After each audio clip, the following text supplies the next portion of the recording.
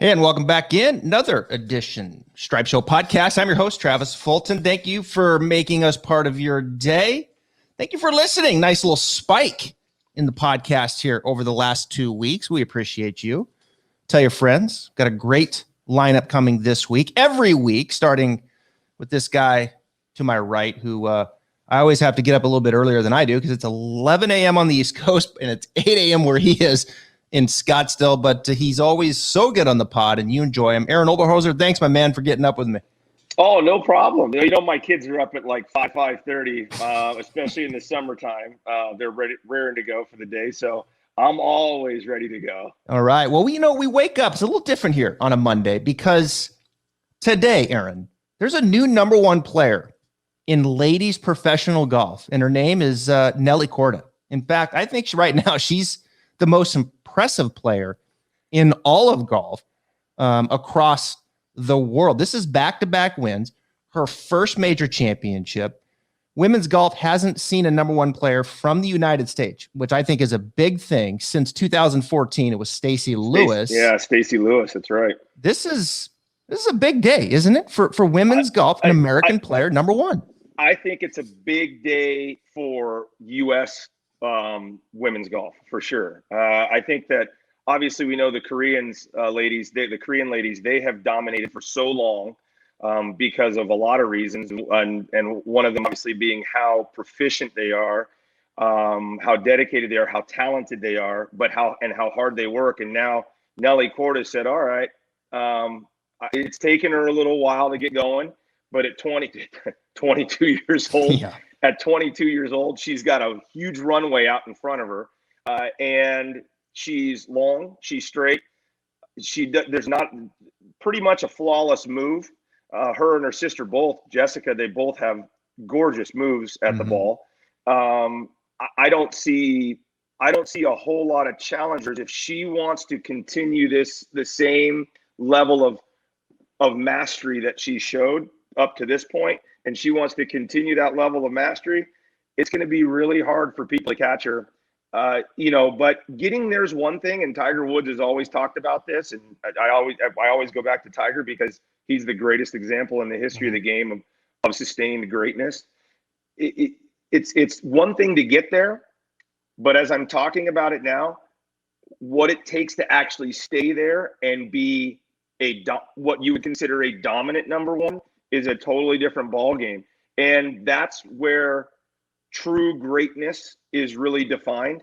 Is you're great, sure, getting to number one, but how long can you sustain it? How long can you stay at number one? And I think Nelly has staying power. The physical game absolutely has staying power.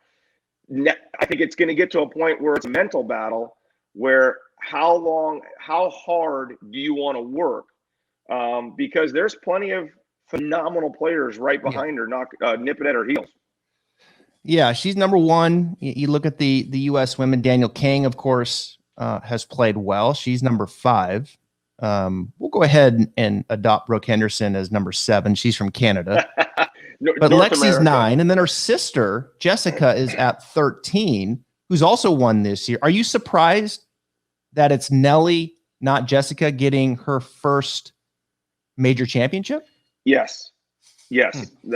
Unequivocally. I thought for sure that Jess, just with age and with experience, and obviously her incredible game, I thought for certain she would be the first Korda sister to get a major, and I thought she'd have multiple majors by now. And that hasn't worked out. Doesn't mean that she's not going to get one. I firmly believe that Jessica is going to get one, if not more, major championships. But it just goes to show you how hard it is. You just can't go out there on talent alone and expect to win major championships. There's just too many talented players in the game, way too many talented players in the game.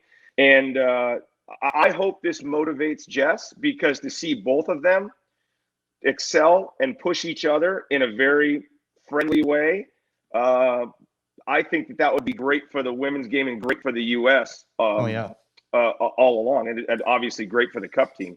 I this think Solheim Cup team. I think it's a big deal. I really do. I think it's great for the sport. I think it's great for the U.S. women. You've got, the Amy Olsons, the Jennifer Kupchos, of the world, right? And trying to kind of work their way up, and they see this now. And I think, to your point, I think it'll motivate Jessica, Michelle Wee now coming back and playing. So I just, I let off the show here because I think it's a huge deal. And man, she has been impressive. I mean, she has, how can I put this the right way? She can get after you a little bit. Like she can put her foot down, and like, she's not going to okay, I'm going to nudge ahead. She's going to put her foot on your throat and say, look, I'm going to go past you and bury you. She's a sweet girl. We know that. Yeah. But in competition, she's got an edge in her, doesn't she? Yeah, she's got an edge. There's no doubt. Nelly, and that's what I think Nelly, quite honestly, if I can be, this is my observation, what I see. And I don't know if this is the case or not, but it's what I see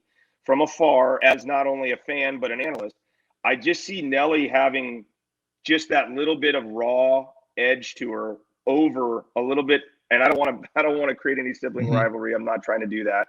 And and listen, I've got two boys, and my wife and I don't like comparing them in any way because they're different people, just like I'm sure Jess and Nelly are.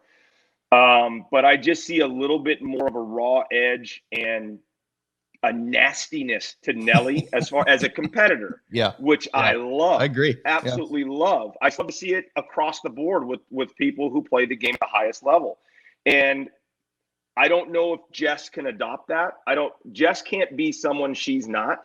Mm-hmm. She needs to be Jessica Korda. But Nelly, I think Nelly has that killer instinct innately. Maybe Jess needs to develop that a little bit more, because there's no doubt that Jessica has ridiculous raw talent, and just simple talent, not just raw talent. It's experienced talent at this point, where she understands at the highest level how to play the game. She understands how to play major championships. She hasn't won one yet, but I do believe that's coming. I just think that Nelly's got that kind of lead, that head start from a psychological perspective. And I'm hoping that pushes Jessica to the next level. Yeah, it's going to be fun to watch. She goes for 3 straight wins this week, and she's got 3 this year. So new number 1, Nelly Korda in the women's game. Over to the men's game. It was the Travelers Championship yet again.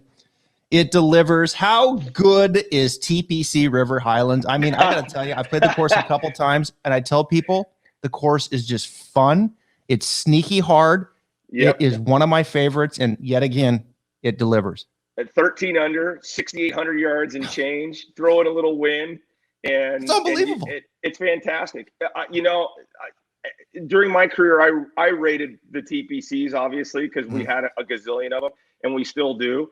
And during my career, this was before TPC Harding. So as far as my heart is concerned, it's hard for me to not put Harding in the top 3. Of course, you'd put Harding. It's hard for me not to put Harding in the top 3. But I'll do it while I played in the courses that I played. So Sawgrass, number 1. I love Sawgrass. River Highlands, and the people here in Phoenix are going to kill me, but River Highlands I put over Scottsdale, which is the number 3 course on my list. River Highlands is my second favorite TPC in the whole TPC community that we have as a PGA Tour. And I just think that it's brilliant. You look at the leaderboard every year. You got bombers, you've got control players, you've got plotters, you got medium length guys, you've got great putters, you've got great ball strikers. You got shot makers. It just runs the gamut of the players on the PGA Tour. And no better example of what we saw this last week with Bubba Watson up there, who obviously had a really rough back 9. But then you saw Kramer Hickok, who was trying to get his first win, and Harris English.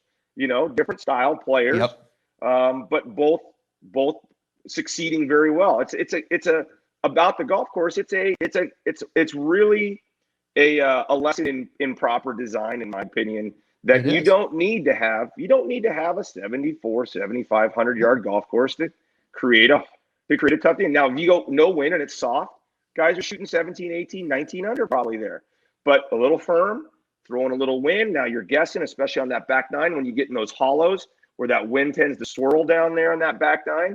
It's hard to pick a club. Well, they're going to go to Detroit Country Club this week, and it's 7,300, and they're going to shoot 21, 22 under. I mean, it's not distance, it's design. I mean, Pete Dye just has shown people, like, look, this is kind of how you do it. I mean, all his golf courses, Sawgrass is similar, that it's not long, but it can challenge you in different ways. And Harris English played that finishing stretch extremely well. He took advantage of his length. His fourth win now in his career, second this year, Tournament of Champions he won. Then he kind of took a little hiatus there. He probably celebrated a little bit. Now he's back and he's played well. He almost won at Palmetto, and he wins at the Travelers. I know his coach really well, Justin Parsons. He's been on the podcast a couple times.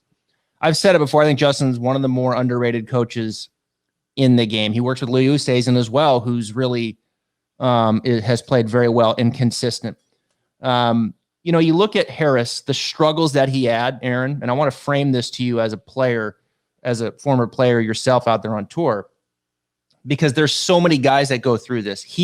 Harris was struggling there for many years, and he jumped around to a lot of teachers, and it almost felt like he was trying to find some magic in a bottle, right? He was just trying to find that one piece, and it was almost like his confidence was reliant on that one thing there, and then he would try to grab that one thing there. And a lot of people listening can relate to that because they're trying to piecemeal it. Yeah. And his confidence was so up and down, and he struggled. And now with Justin last 2 years, I think more of a holistic approach. I think Justin settled him into, look, you got to get on a plan, and you got to believe in that plan, and your confidence has to be more into the belief of what you're doing rather than the piecemealing that's happening, and then it doesn't work, and it's a Band-Aid and it rips off, and now you're just swimming in the ocean again.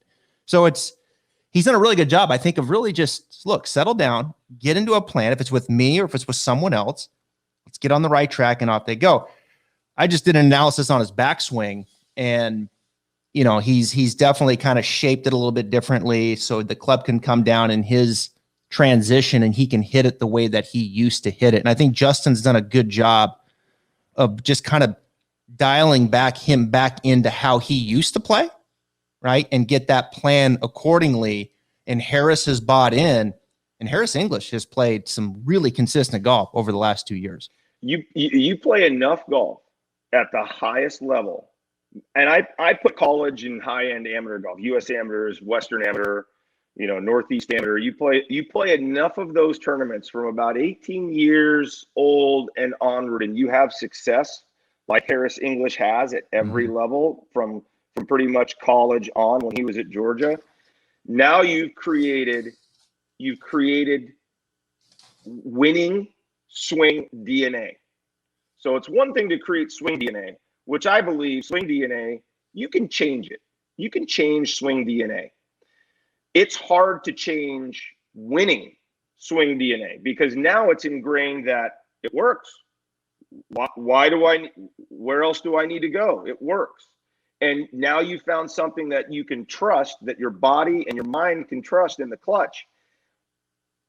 Then you get out on tour and you see other guys and you get swing envy, you get trad envy, you get apex envy, you get shot shape envy, because now you're in a bigger pool, you're a smaller fish, and you're looking around going, I want to hit it like that dude. I want to hit it like that dude. Oh my gosh, I want that dude's apex, and I want that dude's descent angle, and I want that dude's little fall to the right. And before you know it, you're not the same human being that you once were. And I believe that that's what happened to Harris English. He lost sight of his winning swing DNA and what worked for him. Is it going to work every week? Well, it could.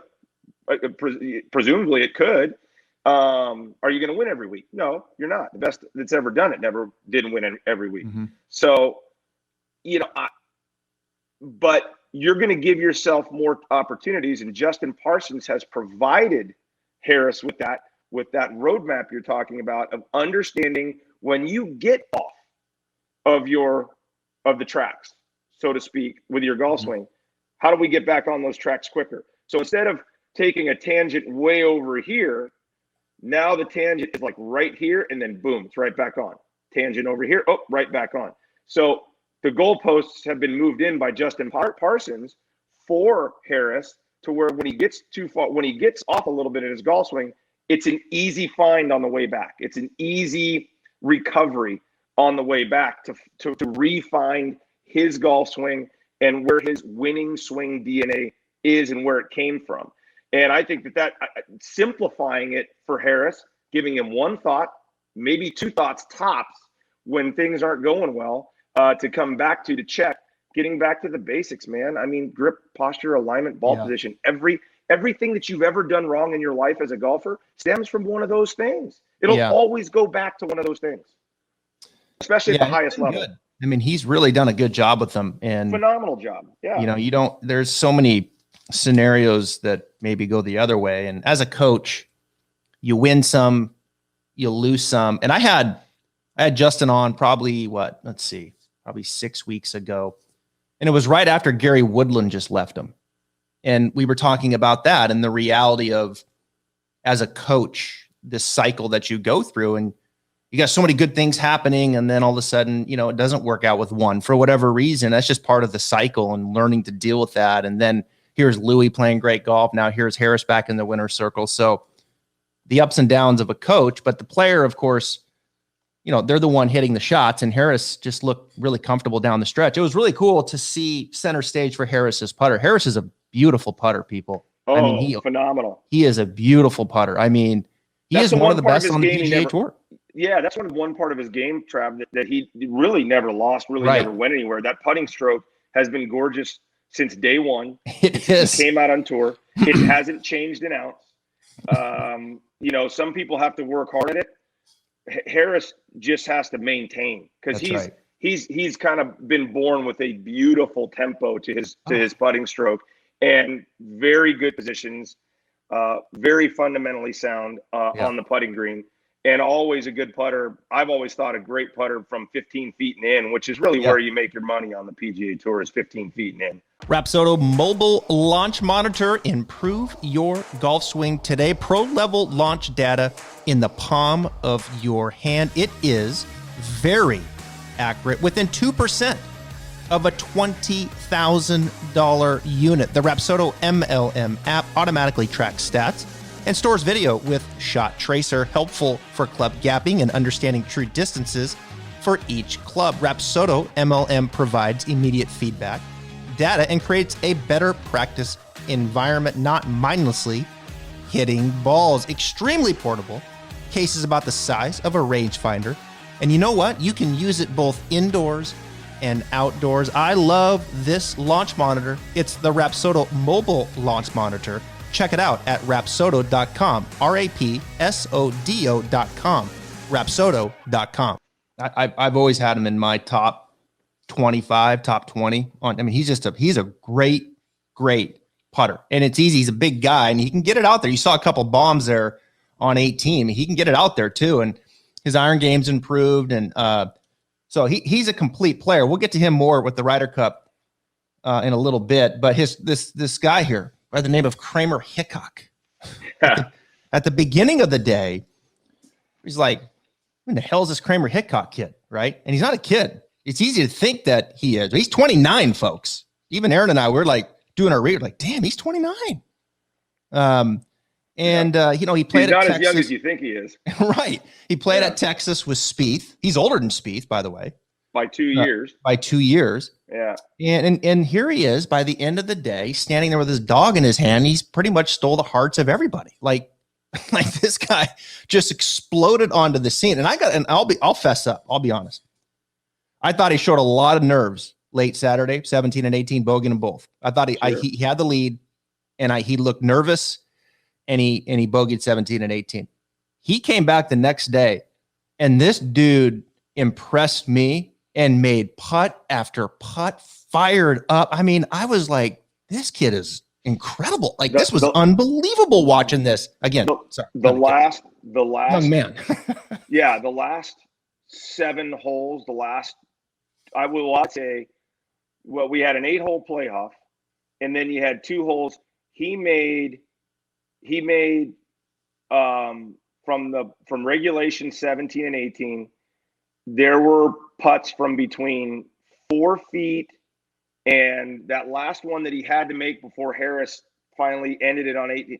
That one had to be close to 15 feet. Yeah. And he made every one of them between 4 and 15 feet and on every hole seemed like he had one putt that was that 4 to 15 foot length that he had to make, and he made every one of them.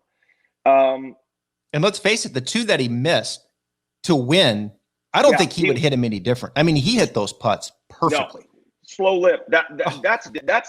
I mean, I want to say it's going to sound weird, but that's almost destiny type stuff in the wrong way for Kramer, that it just wasn't his time. I mean, how many of those slow lips does that ball wiggle to the right and drop, or wiggle back to the left and drop at that 50% speed? at least. Yeah, it's just, it's going to be a very tough beat. He's wake up this morning and he's trying to find answers, and he's trying to find a reason how in his mind he actually won. And I think it's going to be because of where he was at. The 300 FedEx Cup points, to be honest, are massive for him. Yeah. Picture wise, he needed it. He was outside the top 125. Now he's good to go for the most part. Okay. But I would say that I hope he's disappointed, quite honestly. I hope he wakes up and he's like, man, I'm disappointed that I didn't win. Take solace in the fact that you improved your position for sure, and take that as a win as far as your job is concerned and the overall job. But, now he knows what he's capable of. And going head to head with a guy who's probably going to make the Ryder Cup team this year, who's got 4 wins now on the PGA Tour. And I would say that Kramer showed enough courage and enough, I'd say, guts, quite honestly, to get it done in the clutch. That should give him confidence going forward. Look at all the putts that I made when I needed to make them. And he misses any one of those, he loses. Yep. He misses in regulation. He misses the one on 17 or 18, he loses. And we're not in an 8-hole playoff. He misses any one of those putts, he loses. So the fact that he could make those putts to stay alive when he needed them, man, that is confidence that you cannot pay for. Yeah. Confidence you can't pay enough money for what that feeling he should have going into Detroit. He strikes me as someone who, you compare Kramer to Jordan, all right, which is probably unfair, but it'll help make my point. They both were at Texas. Kramer was a redshirt freshman. Spieth was only there as a freshman. And Spieth, of course, is gifted with all of this talent. And we know he works hard too. But he's gifted, right? I mean, you just don't play at that level without the God-given gifts, perhaps. He's gifted with great hands, but he's gifted with the ability. I think that the thing that's underlying about Spieth that people don't give him enough credit for is his IQ. And part of golf IQ and understanding how to pick apart a golf course is understanding who you are as a golfer, which he understands extremely well, but also how tough he is mentally. Yeah. I mean, he gives this many you-know-whats. Yeah. Spieth does. Yeah. So there's like, he is so confident in his abilities and what he can do. And he's shown that this year and through the struggles. Kramer's, not everybody comes out like that going, yeah, I've got the game. I don't care. Yeah, I got a goofy grip. Yeah, I kind of have a goofy swing. I've got a weak grip and a bowed left elbow at impact. And it's not textbook, but damn, I know what I'm doing, dude. And I got the best short game on earth. There's not a lot of Kramer didn't come out that same way. Well, so where I was going is Kramer is like, he doesn't have, he kind of reminds, he's the guy that's not as gifted as those, right? It's not coming to him as quite as easy. And he has to work twice as hard. And Spieth, I remember a couple years ago at the Dell Technology was talking about Kramer Hickok's work ethic at Texas. And obviously it's continued now. They're good friends. But he just strikes me as someone, he's like, I'm going to outwork you. I got to outwork you. I used to work with Fred Funk, who that was his mentality. He's like, man, I don't have all this God-given speed and this, and I got to outwork people. And he did for many, many years and won a lot. And I think Hickok has to keep that mentality. I got to keep working. right? To your point. Yeah. You know what, Kramer? Go buy yourself something nice with that $700,000 check you're going to get. Go buy something nice. But then get back to work and keep outworking people, because that's what he's done. And it's clearly working for him. I'm not going to sit here and say that he's going to get back into that situation over and over again. It's very competitive. But I think for Kramer, certainly what he's doing right now, and now with the FedEx Cup points are in place, don't get complacent. He's got to work twice as hard, it feels like to me, to get to that peak level to push a Harris English to where he did. He does. He doesn't have the same amount of talent as a Harris English. He doesn't have the same amount of talent, God-given ability as a Jordan Spieth. So he does have to work a little harder. And it's funny. Those two guys are friends, very different games, very different spots in the world of golf right now. Kramer's still trying to find his footing, and this was a great step. But they remind me of another friendship that I played against and I played with when I was on tour, and that was Tom Pernice and Vijay Singh. Those two guys were good friends, played a lot of practice rounds together, still are good friends. And Tom saw how hard Vijay worked. Jordan Spieth, same thing, works his butt off, much like Vijay, although I don't know if anybody really truly works as hard as Vijay worked, hitting balls. But Tom didn't have the same amount of talent that Vijay did. Tom knew he had to work twice as hard as Vijay, or to get out of his talent of what he got out of it. Okay. Yeah. He had to work twice as hard as the average player on tour. And it worked for Tom. Tom won on tour. Tom went on to play on the Champions Tour and has had a very successful PGA Tour Champions career because of the fact that he loves it so much and loves the hard work. I kind of look at the relationship in a similar fashion. He can use Jordan Spieth as and I'm sure he has, as motivation. He can put that on the wall in his room and measure himself against that every day. Doesn't mean you're going to get there. I measured myself against guys, like Ernie Els, and obviously stupidly, I measured myself against Tiger at times, and that ended quickly because we realized quickly that that's just not going to happen. So you try to measure yourself against guys that you want to aspire to, and there's nothing wrong with that. But you have to be realistic about, I think, to a certain extent, about your talent level. You can work as hard as you want, but if that person that you're trying to catch is working just as hard and on the right things as well, most likely they're always going to stay one step ahead of you, quite honestly. That's just the nature of the game and the nature of talent. But there's no reason why Kramer can't absolutely carve out a little niche in this game for himself and do phenomenal things and have opportunities and all this stuff. I was watching all the numbers yesterday when he was hitting the ball, and I'm like, yeah, he might need some firm conditions at times because he isn't as long. But dude, he was 15 yards, 20 yards max behind Harris, which is a decent amount, but he can compete. There's just certain things that he's going to have to do better than the average guy, than maybe the average guy on tour to compete with his distance and some of the stuff that, especially that 150 to 225 category, because he's not as long as a Harris English and a lot of the other guys who are on the top of the world rankings. Maybe not even as long as Jordan, quite honestly. So this win for Harris pulls him into the 8th spot right now for the Ryder Cup. As we transition here, I want to talk to you here before I let you go about the Ryder Cup. So Harris is up to 8 now, moved up 5 spots with that win. That's a big 5 spots. Huge spot. Yeah, huge. So DJ is 1. Took notice for sure.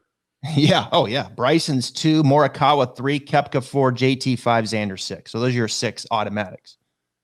Oh, Coach Stricker showed the boys that he was going to lead with his clubs. He just put a whipping on those boys up there at the tournament there on the PGA Tour Champions, and I think he won by 7 under. Here he is. Pull a Tiger and pick yourself. I mean, heck, I mean, you want putters and you want guys who can putt the ball on these things. I wouldn't be opposed to Steve Pickett himself, especially in Wisconsin. Exactly. That's right. Exactly. I mean, this guy, gonna make it tough on himself. But my point here, where I'm going, is that he led with his clubs. He's letting his clubs do the talking. He's gonna have to make some decisions I know where here. you're going with this. And there's a couple other guys that they're playing pretty good. Brooks or Bryson was 7 under T19. Brooks was 10 under T5, and at the Ryder Cup. And these guys, Brooks playing better than Bryson right now, but it's not all about their clubs. It's about this feud that's going back and forth. Two questions here. Have we officially went too far with these two, which I feel like we have? It's just gotten out of control. And two, is all of this really good for golf? I mean, look, every feud I get, you get to have your feuds, and I'm fine with it, and I welcome it, but it's gotten really personal, at least from Brooks' side, and this back and forth. It's gotten petty. It's gotten unprofessional, and you push it too far, and it's like, is this really now good for the golf? Is this what we're after? What do you think here? To answer the first question, has it gone too far? I can't remember the first question. I'm sorry. Yeah. Have we gone too far with this back and forth with these two? The media, listen, I work for a 24/7 channel that covers golf. So for our news cycle to give us something to talk about, it's been good. I'm completely over it at this point from my end. I'm sick of it. Mm-hmm. I'm Brooks and Bryson out on this whole thing. And really, at this point, I sort of appreciate Brooks's stance on a guy going back on his word, but at the same time, dude, it's professional sports. Yeah. That's life. People do that. People say one thing and do another all the time. Don't let the dude rent space in your head over that. I mean, and I don't think he is at this point. I think Brooks has probably been told by certain people that are close to him, time to get over it, man. Let's move on, and let's just, he's going to do his thing. You do your thing. No big deal. Don't sweat it. And I hope that's the case. And on Bryson's end, he's just kind of, and deflecting and just smiling and answering questions and doing the things that he needs to do PR wise to just kind of stay out of and making Brooks look like the bad guy to a certain extent, although Brooks is doing a pretty good job of it on his own. At this point, I just want both of them to shut up and just go play golf.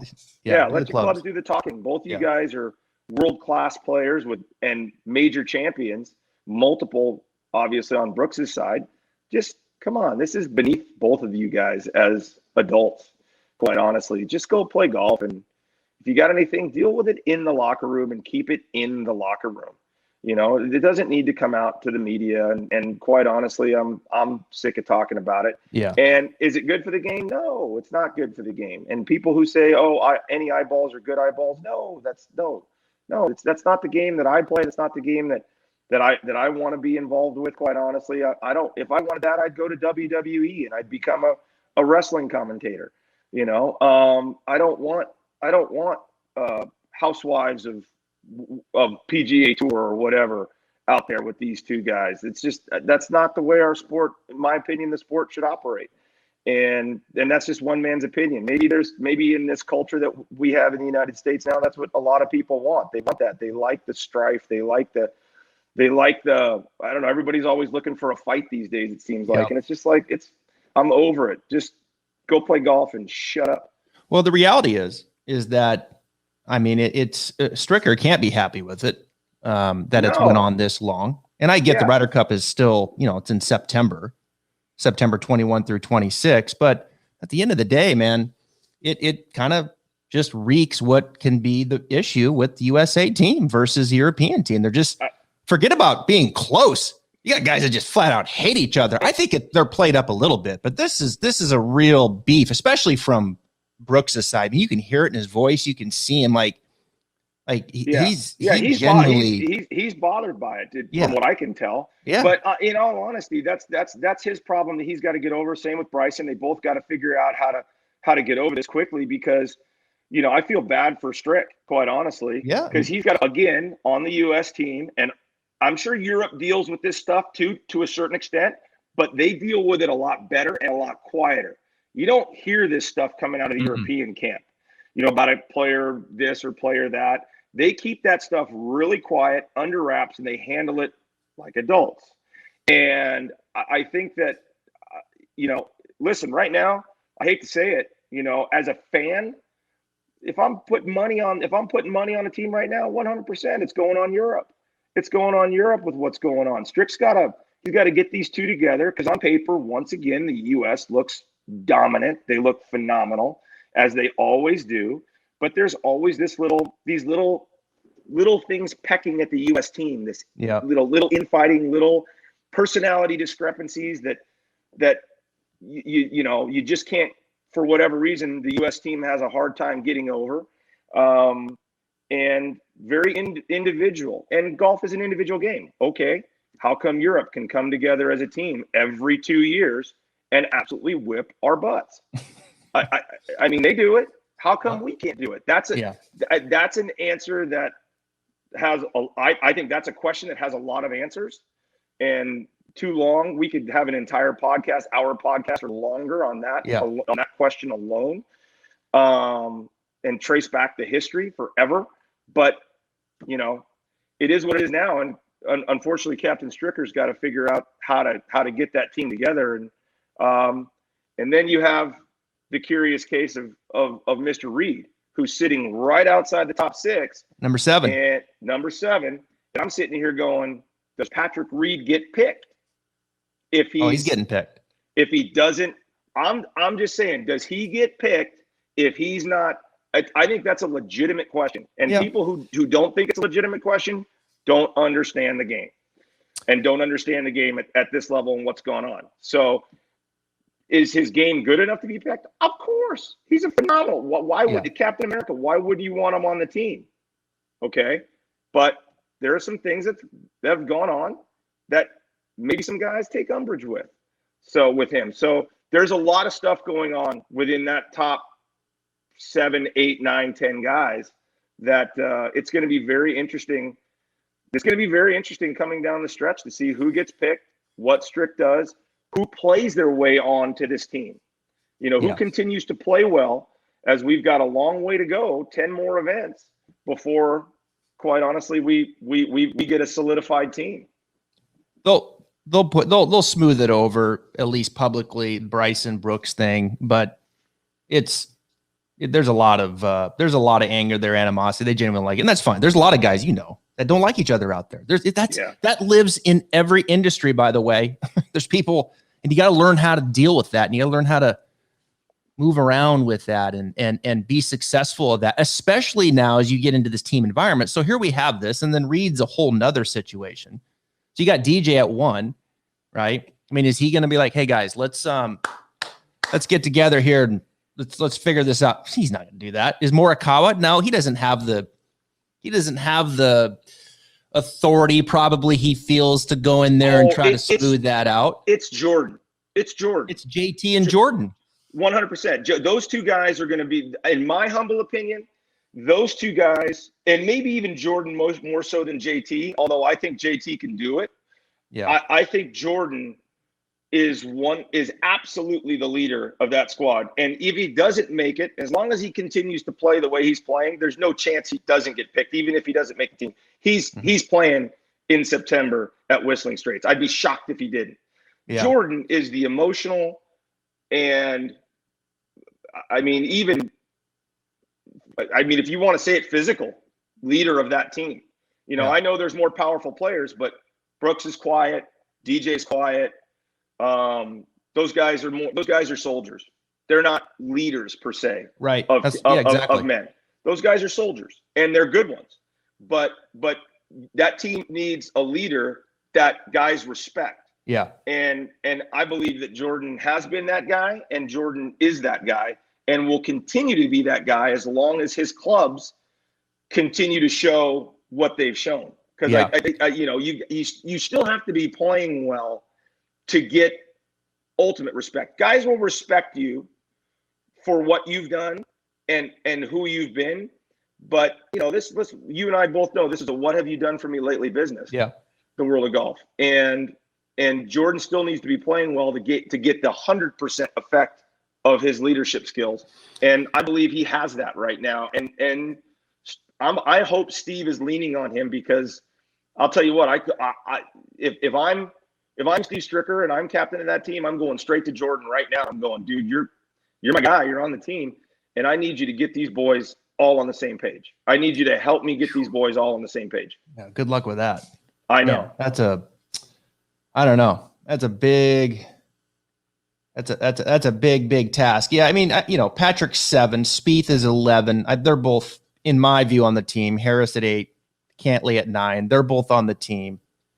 Finau 10 scares the daylights out of me. I'll be honest. I just he played great. He played great at in Paris.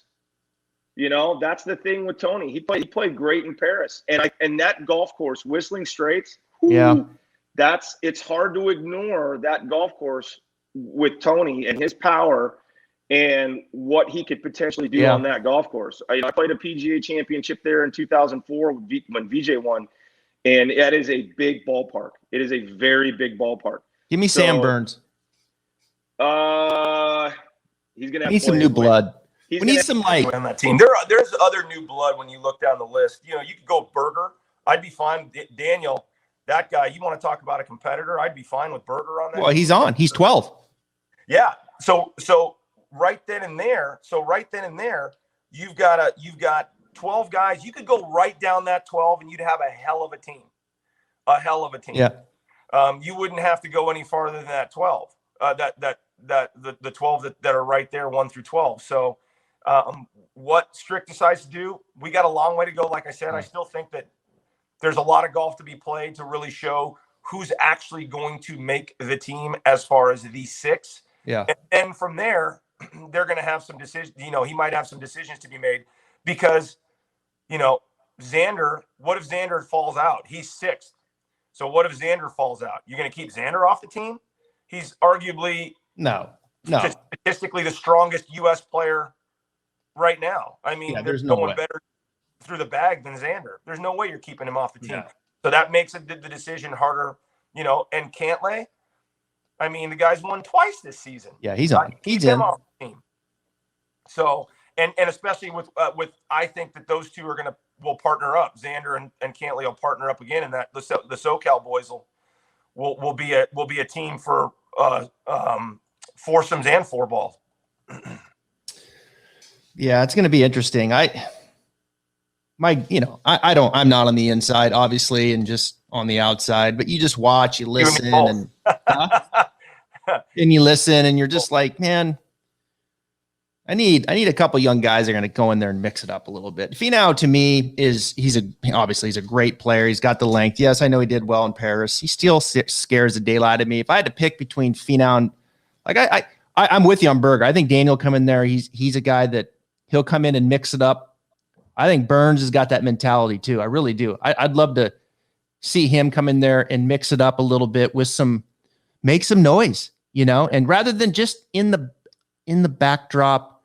Yeah, man, these guys are crazy, man. These guys back. No, get a couple young guys in there and say, let's start building something for us, right? And maybe it's not this year. Yeah. But let's just turn this thing around. Young guy going in and telling Brooks, like, hey man, enough's enough. Well, as I look at the list here on my computer, let's look at Scotty Scheffler at 14.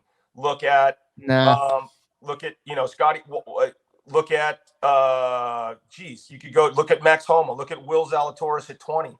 But the problem I have with potentially Homa and Zalatoris, and especially more so Zalatoris, is where's the putter at? Look at Wolf at 22. No. I mean, these are all young guys and new blood, but they all have holes. Well, Burns and it's okay to a hole could be lack of experience. And a lot of these guys have lack of experience in team competition.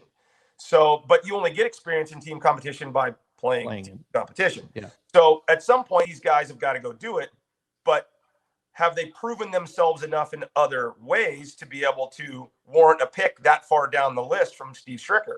I don't know that they have, quite honestly. Yeah. Well, like you said, we still got a little stretch to go, so we'll see what happens. with that. It's fascinating, though. I mean, it really is. They need Spieth on the team. I think they need Reed on the team with his track record. And, you know, I'm just I'd like to see this kind of start to come together a little bit and show some, you know, somewhat of unity. Maybe they just go into it and they all just hate each other and they play and they win. I don't know. Who knows, right? But it sure seems like we're going that way. Well, there's no rule, hard, fast rule that says you got to like. Yeah, right. There's plenty of guys, I'm sure, in the European locker room that don't get along. Yeah. I'm sure there's guys that have little personality conflicts, but you know what? That side does a much better job of quelling those and stamping those out and getting that side to one common goal of beating the U.S. They do a fantastic job of that. As the United States does not. They don't do a good job of that, and they haven't done a good job of that in the last 20 years. Yep.